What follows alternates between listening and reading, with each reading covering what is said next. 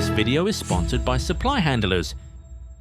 2 seasons, 0 trophies, 2 managers gone, and a dressing room fight so bad it reportedly sent Federico Valverde to hospital. This is not just a bad Real Madrid season, this is a collapse. José Mourinho is back, and his first problem is the one nobody at the club wants to say out loud. Number 1. The war inside the dressing room. Start with the rot inside the squad.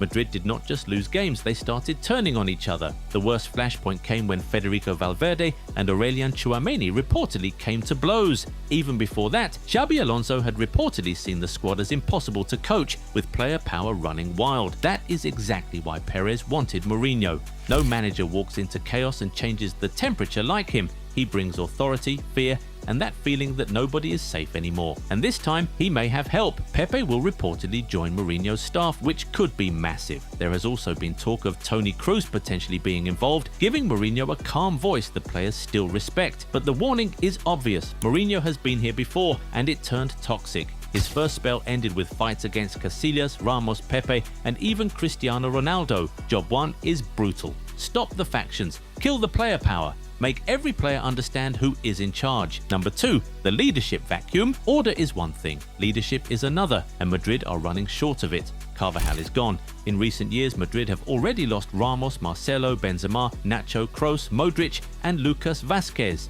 That is not just experience leaving, that is the spine disappearing. And here is what people misunderstand about Madrid. Captains are not elected. The armband is decided by seniority. That means Federico Valverde is next in line with Vinicius behind him. But seniority and leadership are not the same thing. Valverde has the respect, but he was also involved in the most damaging dressing room incident of the season. Vinicius has status, but his frustration can swallow the team around him. Mourinho has always needed generals, Terry and Drogba at Chelsea, Zanetti and Materazzi at Inter, Ramos, Xabi Alonso, and Ronaldo in Madrid. So, who leads this Real Madrid? If nobody is ready, Mourinho has to build a leader from scratch. Number 3, the defensive intensity. Now to the tactical issue that broke 3 managers in a row. Madrid stopped defending like a team. Ancelotti, Alonso, and Arbeloa all hit the same wall, a squad that could produce magic but could not suffer together for 90 minutes. The problem stayed hidden on certain Champions League nights because Madrid can still win on moments, but across a league season, it drained them. Players blamed teammates who would not track runners, coaches demanded more pressing, discipline, and defensive work, and the squad buckled. This is where Mourinho makes sense. His best Madrid team was organised, vicious, and horrible to play against. They could sit deep, break fast, and make every mistake feel fatal. That may be exactly what this squad needs. Not more freedom, more structure, not more improvisation, more consequence. But can Mourinho convince Mbappe, Vinicius, Bellingham, and the rest to do the ugly work without the ball? If not, the system dies before it starts. Number 4, the Mbappe and Vinicius puzzle. Fix the defense, and Mourinho still has the biggest riddle in world football: Kylian Mbappe and Vinicius Jr. 40 league goals between them this season, and still no major trophy together in 2 years. The problem is obvious. They keep wanting the same zones. They both want the left. They both want the attack to bend toward them. Worse, they have become symbols of different factions inside the squad. Alonso got brilliant football out of Mbappe early but lost Vinicius. Arbeloa flipped it after January, getting Vinicius firing again, while Mbappe faded. Mourinho has to do what neither could: get both burning at once. History says he can.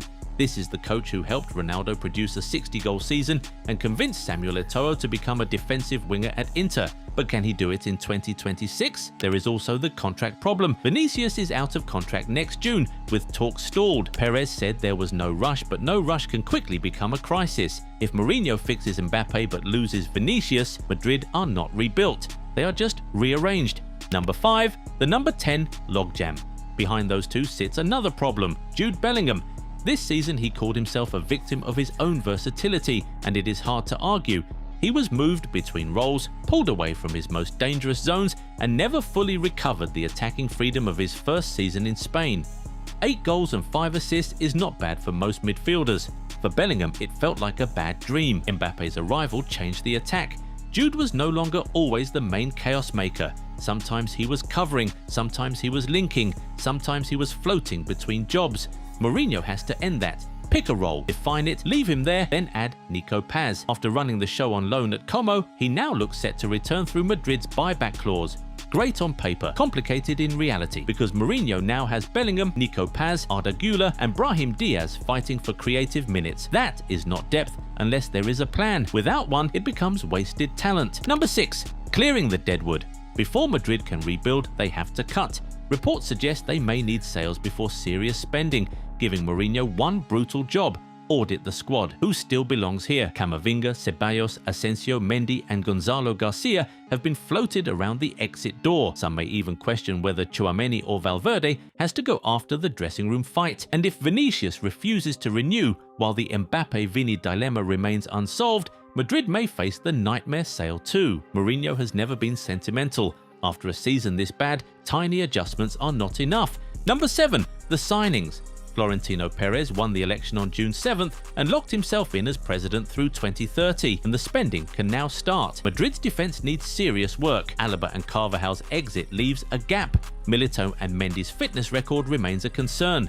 The back line needs power, recovery speed and reliability. Madrid need a new defensive core. Ibrahima Konate and Denzel Dumfries are confirmed as defensive reinforcements, and more are expected. Names like Gvardiol, Calafiori, Schlotterbeck and Bastoni keep appearing. But Perez has gone bigger. He has promised the members a Galactico bid, and the names being mentioned are serious: Michael Olise, João Neves, Vitinha, or someone else in that tier. Whoever comes in must hit the ground running as soon as possible. Number 8.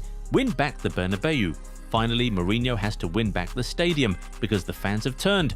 The whistles are louder, the patience is thinner, the aura is gone. Players have been jeered, Perez has been targeted. Security reportedly removed anti-Perez banners during the win over Real Oviedo. That is not normal background noise, that is a fan base losing trust. And Mourinho's fastest route back is simple but not easy. Make Madrid fearsome again, a team that defends like every clearance matters. A team that wins second balls, a team that turns big matches into psychological wars. He did it here before. His first spell delivered a Copa del Rey final win over Barcelona that fans still remember because it felt like Madrid had finally punched back. That is what the Bernabeu wants now. Not speeches, proof. Win ugly, win often. Make opponents hate facing Real Madrid again. Mourinho has rescued impossible jobs before, but this Madrid are different. The egos are bigger, the contracts are bigger, the noise is louder. And man-managing superstar dressing rooms has always been both his greatest weapon and his biggest danger. So, over to you. Is Mourinho the man to rebuild Real Madrid, or is Perez about to light the same fire twice? Tell us in the comments, and don't forget to watch the next video. Bye. This video is sponsored by Supply Handlers.